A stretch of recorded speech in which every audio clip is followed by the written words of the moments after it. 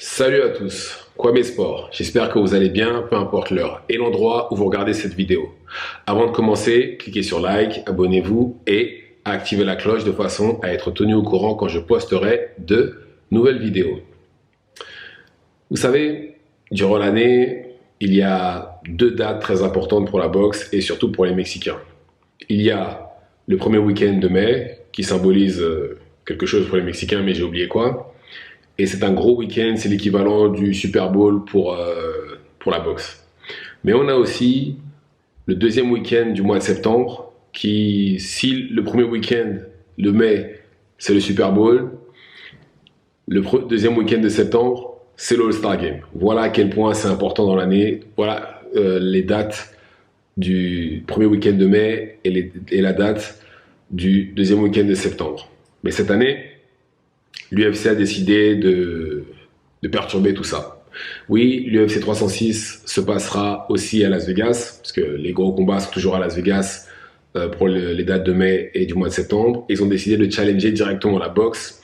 Avec le soutien des Saoudiens, ils vont être dans la sphère. Pour l'UFC 306, dont le main event sera Merab contre O'Malley. Banger. Mais là, on va parler boxe et c'est pas ça le sujet, c'est pas l'UFC.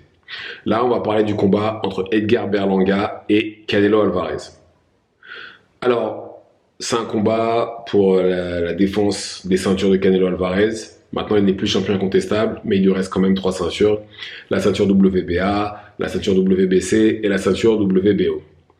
Et, bon, malheureusement, hein, c'est pas l'adversaire qu'on aurait voulu voir en face de Canelo. Très clairement, hein, c'était, on va pas répéter, mais bon, on va dire quand même. On aurait tous préféré que ce soit David Benavidez. Mais bon, Canelo, pour des raisons qu'on commence à entrevoir, préfère que ce soit Edgar Berlanga. Alors, Edgar Berlanga, lui, il est invaincu, 22-0, naturellement un super middleweight, il est plus grand, plus costaud que Canelo, et bien entendu beaucoup plus jeune. Il a un bon jab, plutôt technique, et il a la puissance, puisque ses 16 premiers combats ont tous été des victoires par KO au premier round. Tout le monde le voyait comme le nouveau Mike Tyson à cause de ça. Mais entre-temps, après, il a mis que des décisions unanimes jusqu'à son dernier combat qu'il a gagné par KO.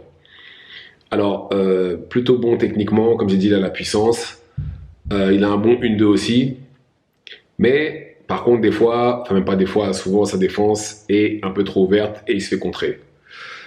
Et il lui arrive aussi d'être très très frustré lors des combats. La preuve, il a essayé de mordre un de ses adversaires, je ne sais plus lequel exactement, mais bon. Voilà ce qu'il a essayé de faire contre un de ses adversaires. Mais par contre, en termes d'expérience, il n'a affronté personne de dangereux ni quoi que ce soit, ce qui explique d'ailleurs que ses 16 premiers combats ont été des victoires au premier round. Mais voilà, je pense que... mais malgré tout ça, je pense que le combat de Bivol a inspiré le combat de Munguia, parce que si vous regardez bien, Munguia a beaucoup jabé et a essayé de se déplacer, mais le manque d'expérience a fait que, d'ailleurs il l'a dit lui-même en conférence de presse, le manque d'expérience a fait que Canelo arrivait à chaque fois à le traîner dans une bagarre. Et c'est malheureusement comme ça qu'il a perdu. Parce qu'à chaque fois, Canelo arrive à le traîner dans une bagarre. Et je pense que le blueprint de Bivol qui a inspiré Munguia va aussi inspirer l'équipe de Berlanga. Et si je ne me trompe pas, l'entraîneur de Berlanga est le même entraîneur de Danny Jacobs, qui lui-même a déjà affronté Canelo. Il a donné un combat plutôt difficile à Canelo, mais il a clairement perdu contre Canelo, Danny Jacobs. Et je pense qu'avec toutes les informations recueillies lors des derniers combats de Canelo, je pense que cette fois-ci, ils peuvent s'inspirer et créer une stratégie qui pourrait fonctionner. Maintenant, voilà, c'est Canelo en face, ça reste quand même très très difficile. Et Canelo, pour sa part, lui, l'ancien champion incontestable de la catégorie super middleweight, l'ancien champion unifié de la catégorie middleweight, l'ancien champion unifié de la catégorie super welter. Je crois qu'il n'y a plus besoin de le présenter. Canelo, c'est le premier Mexicain à être champion incontestable, tout court même, je crois, et incontestable. Et c'est le premier champion incontestable sous l'ère des 4 ceintures en super middleweight. Canelo, alors excellent jab, excellent techniquement. Là, il a la puissance. D'ailleurs, tous ses adversaires l'ont dit. Même euh, Bivol, qui a gagné contre Canelo, l'a dit lui-même qu'il cognait très fort. Et pourtant, il a une catégorie en dessous. C'est pour vous dire. Et il doit sûrement avoir l'habitude. Il a quand même affronté Joe Smith, qui est un gros puncher, etc. Et pourtant, il a dit que Canelo cognait fort. Ça veut dire que ça doit forcément être vrai. Et Canelo, mais par contre, Canelo, bon, on va pas parler encore de ses aptitudes, de ce qu'il sait faire, de ce qu'il sait pas faire, etc. Je pense que vous savez déjà, Canelo étant le visage de la boxe et étant professionnel depuis beaucoup plus longtemps que Berlanga, j'ai pas besoin de vous étaler ce qu'il sait, ce qu'il ne sait pas faire. Mais par contre, euh, depuis justement le combat contre Bivol, il ne prend absolument plus de risques. Si vous regardez les adversaires qu'il a eus, il a pris Golovkin une troisième fois, c'était pas nécessaire parce que Golovkin avait 40 ans, n'avait jamais combattu en super middleweight et clairement il était là pour un chèque, même si j'estime que Golovkin a fini le combat très très fort, mais voilà, c'était pas Golovkin du premier combat. Il a pris John Ryder, on savait tous qu'il le battrait. Il a pris Jermell Charlo qui venait de super welter, qui l'a fait monter. On savait tous qu'il perdait, qui une fois qu'il s'est retrouvé devant Canelo, qu'il a goûté à la puissance, il s'est mis à courir. Munguia, pareil, manque d'expérience, on savait qu'il perdrait. Et d'ailleurs, j'ai même l'impression que Munguia, qu'il a été même sympa avec Munguia, parce qu'il a vraiment pu le mettre KO. Mais j'ai l'impression que le fait qu'il soit mexicain aussi, c'est dit, ah, je vais le laisser vivre, je vais pas l'humilier à ce point-là. Mais bon, vous voyez ce que je veux dire. Et Canelo Prime, pour moi, c'est entre le deuxième Golovkin et Caleb Plant. Non, et Bivol. On va dire Bivol aussi. Parce que si vous regardez bien, en middleweight, il avait les mouvements de tête, il était fluide, ça passait, la défense, elle était là, la puissance, tout ce que vous voulez, c'était en place. Arrivant en super middleweight, il a mis KO, je crois les 4, oui, à part Callum Smith, il a mis KO tout le monde. Il a mis KO tout le monde pour avoir le titre. Et entre-temps, il a battu Kovalev, il a battu Rocky Fielding, enfin bref.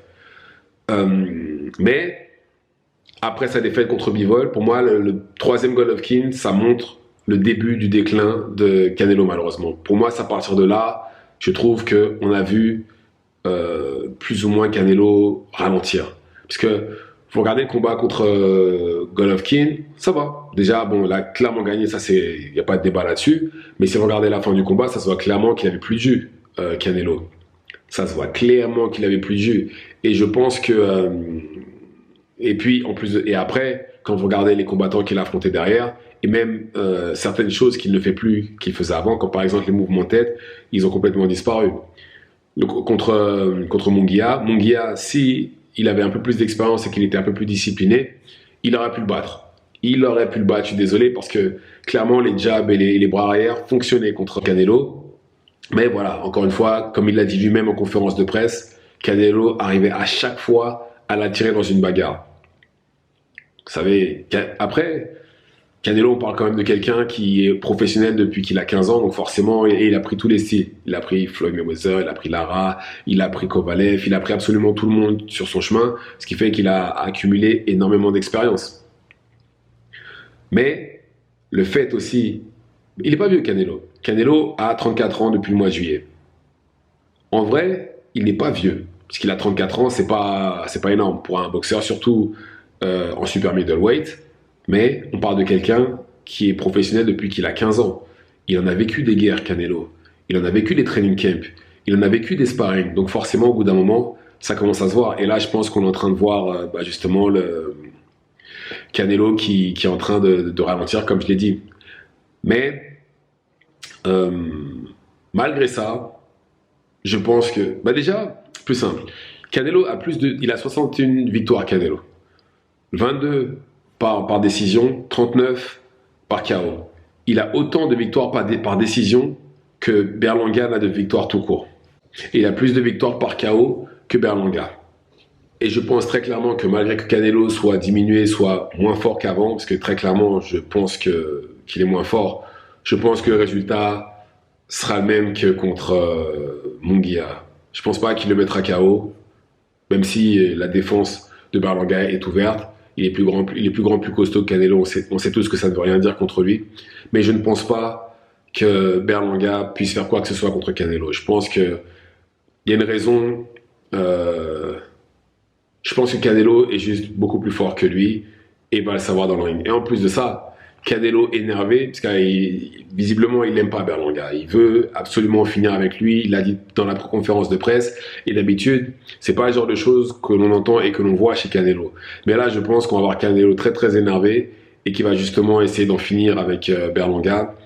Même si je ne pense pas qu'il va le mettre KO, mais je pense que ça va soit ressembler au combat contre Jermell Charlo, ou soit ça va ressembler au combat contre Munguia, ou éventuellement on va avoir pitié de lui et il va pas le mettre KO. Ou soit il va lui faire ce qu'il a fait à Billy Joe Saunders, ce qui est encore pire, c'est qu'il l'a blessé et Billy Joe Saunders a clairement dit ouais non on arrête, j'en peux plus, on arrête là, entre deux rounds. Donc voilà, mais je pense quand même que Berlanga, peut-être les 2-3 premiers rounds, il arrivera peut-être à établir son jab et ouais, peut-être. Hein. Je dis ça peut-être, mais je ne le vois pas battre Canelo. Non, manque d'expérience totale. Après, on ne sait jamais. Hein. Parce que regardez par exemple, euh, oui, Andy Ruiz. Andy Ruiz quand il a battu Anthony Joshua. Bon après, c'est pas la même situation, mais voilà, il avait quand même les attributs pour. Mais quand il l'a battu, personne ne le connaissait. Il avait battu pas de gros noms, etc. Il s'est retrouvé devant Anthony Joshua. Il a réussi à le battre. Il a réussi à le battre, il l'a envoyé KO. C'est devenu le premier Mexicain champion en heavyweight, champion unifié en heavyweight.